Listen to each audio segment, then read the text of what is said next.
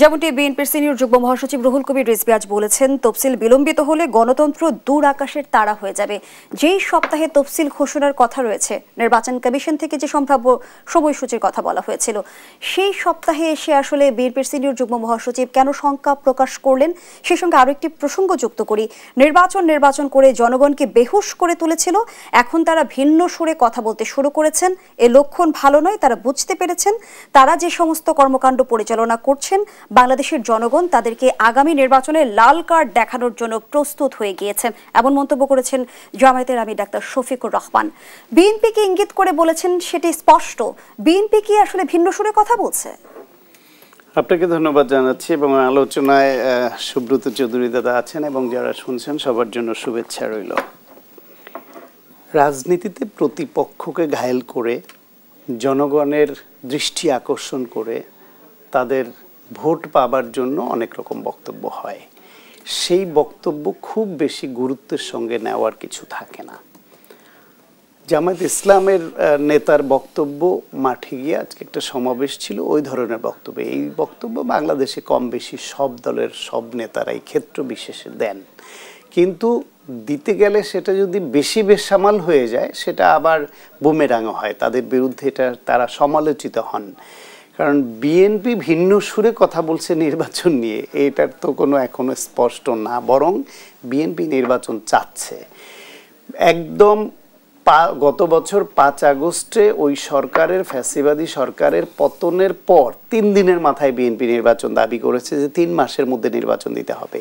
সেটা অনেকে বলছে সেটা সেই চাওয়াটা বাড়াবাড়ি ছিল, যে 3 মাসের মধ্যেই চেয়েছে, কিন্তু বিএনপি চেয়েছে।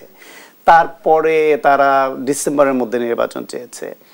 তারপরে সরকার প্রধানের সঙ্গে মিটিং হয়ে একটা সমঝোতার ভিত্তিতে তারা কনভিন্সড হয়েছে, ঠিক আছে অন্যরা আরও পরে চায়, আমরা ডিসেম্বরে চাই, ওকে যে ফেব্রুয়ারিতে হলে সব পক্ষেরই মাঝামাঝি একটা সময়, ওকে অসুবিধা নেই, আমাদের ফেব্রুয়ারিতে দেন। এরপর থেকে বিএনপির কোনো পলিসি মেকিং লেভেল থেকে দলীয় সিদ্ধান্ত কিংবা দলীয় প্রধান, দ্বিতীয় প্রধান বা মহাসচিব কিংবা পলিসি মেকারদের মধ্য থেকে কেউ একজনও নির্বাচন চাননি বা নির্বাচন দেরিতে হলে মেনে নেবেন, এই কথা বিএনপি কেউ কখনো বলেনি। বরং নানান সুরে নির্বাচন যাতে বিলম্বিত করা যায় সেই সুরটা তুলেছে এই জামায়াত ইসলাম, এনসিপি, মূলত এই দুইটা দলই নির্বাচন। এখন রুহুল কবির রিজভী বিএনপি নেতা, তিনি একথা কেন বললেন এই জন্য যে বিএনপির চেয়ারপারসন অসুস্থ এবং সংকটাপন্ন, তিনি হসপিটালে আছেন। এইটা নিয়ে চিকিৎসকরা সর্বোচ্চ চেষ্টা করছেন, চিকিৎসা করছেন। বিদেশ থেকে বিশেষজ্ঞ টিম আসছে, ইউকে থেকে আসছে, চায়না থেকে আসছে। দেশের খুব ভালো মানের একটা চিকিৎসক টিম তার সেবা দেওয়ার জন্য চেষ্টা করছেন। সারা দেশব্যাপী দল, মত, ধর্ম, বর্ণ নির্বিশেষে বেগম খালেদা জিয়ার জন্য এই মুহূর্তে দেশের রাজনৈতিক অভিভাবক হিসেবে অত্যন্ত শ্রদ্ধা, ভালোবাসা, সম্মানের সঙ্গে দোয়া করছেন তার জন্য। ফলে যা করার হচ্ছে, তার প্রেক্ষিতে এনসিপি নির্বাচন কমিশনে গিয়ে নির্বাচন কমিশনের সঙ্গে বৈঠক শেষে বের হয়ে এসে বলল যে বিএনপি চেয়ারপারসনের শারীরিক অবস্থা স্থিতিশীল না, সেই জন্য রাজনীতিও নাকি স্থিতিশীল না। তো রাজনীতিতে স্থিতিশীলতা না আসা পর্যন্ত তফসিল ঘোষণা পেছাতে দাবি করলো এনসিপি।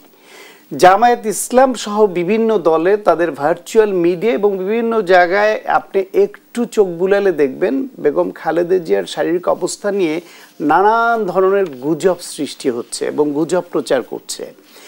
এইসব মিলে বিএনপি নেতা রিজভী আহমেদ বা কারো এই সন্দেহ হতে পারে যে কোনো গোষ্ঠী নির্বাচন পেছানোর চেষ্টা বা আকাঙ্ক্ষা ব্যক্ত করছে, এটা ঠিক হচ্ছে না। সেই কারণে দল হিসেবে বিএনপি বা নেতা হিসেবে জনাব রিজভী আহমেদ একটা ওয়ার্নিং দিয়ে রাখলেন যে বাংলাদেশে এই যে ফেব্রুয়ারিতে যে জাতীয় নির্বাচনটা হওয়ার কথা, অ্যাকচুয়ালি দেশের স্বার্থে এর কোনো বিকল্প নাই। যারা বলেন নির্বাচন নাও হতে পারে, হবে না, হবে কি এই প্রশ্ন করেন, তাদেরকে যদি আপনি সরাসরি এই প্রশ্নটা করেন যে বাংলাদেশে যদি ফেব্রুয়ারিতে নির্বাচন না হয় তাহলে এর বিকল্প যে ব্যবস্থা আসতে পারে, সেটা বাংলাদেশের জন্য, গণতন্ত্রের জন্য, অর্থনীতির জন্য, বিনিয়োগের জন্য, কর্মক্ষেত্রের জন্য, সংবাদ মাধ্যমের জন্য বা কোন সামগ্রিকভাবে দেশের জন্য উপকার বয়ে আনবে না ক্ষতি হবে? এটাকে কিন্তু প্রধান উপদেষ্টা বলেছেন যে নির্বাচনের বিকল্প তাদের হাতে নেই। রাইট, সরকার বলছে নির্বাচনের বিকল্প নাই এবং তারা চেষ্টা করছে। আজকে যে কথাটা নিয়ে যে দ্বিতীয় সপ্তাহ, প্রথম সপ্তাহ চলছে, দ্বিতীয় সপ্তাহে তফসিল ঘোষণা হওয়ার কথা, এখনো বলছে যে সিদ্ধান্ত হয় নাই, বা যেটা দাদা বললেন যে কারো কারো অতিকথন, আসলে অতিকথনের থেকেও বড় সমস্যা হচ্ছে নির্বাচন কমিশনার কোনো একটা যে কোনো বিষয়ে ব্রিফ করতে গেলে, আলোচনা করতে গেলে সাংবাদিকরা কমন প্রশ্ন করেন তফসিল কবে। এখন এটার উত্তর না দিলে লিখবে তফসিল কবে, এই প্রশ্নে এড়িয়ে গেলেন নির্বাচন কমিশনার, সেটাও একটা হেডলাইন।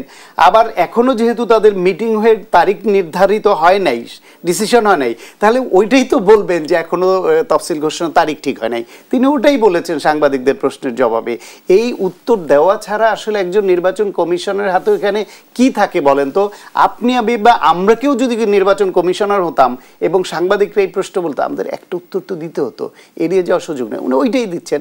এখন এইটা নিয়ে আবার যদি ডালপালা ছড়ায় যে নির্বাচনের তফসিল ঘোষণার দিন তারিখ ঠিক হয় নাই, তার মানে একটা সংশয়।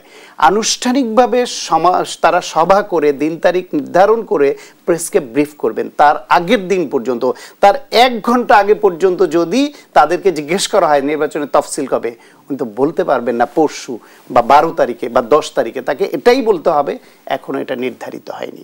সুতরাং এর মাধ্যমে কোনো সংশয় সৃষ্টির, সন্দেহ সৃষ্টির বা নির্বাচন হবে না এরকম আবহ তৈরি হচ্ছে, সেটা সৃষ্টির অবকাশ নাই।